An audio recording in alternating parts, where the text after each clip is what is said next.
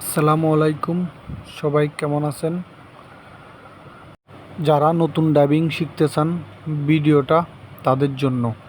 এটা চট্টগ্রাম বন্দরের পাশে টোল রোড, ম্যানুয়াল গিয়ারের গাড়ি কিভাবে চালায় দেখেন। ওর 20 দিনের মতো হয়েছে, খুব ভালো গাড়ি চালাচ্ছে মাশাল্লাহ, খুব সুন্দরভাবে চালাচ্ছে গাড়ি। গিয়ার চেঞ্জ করে সব কিছু নিচ থেকে করতে পারে, আমরা কিছু তেমন একটা করা লাগে না। সুন্দরভাবে চালাচ্ছেও নিজের মতো করি, আমি কোনো কিছু করা লাগে না, সব ও নিচ থেকে করতে পারে।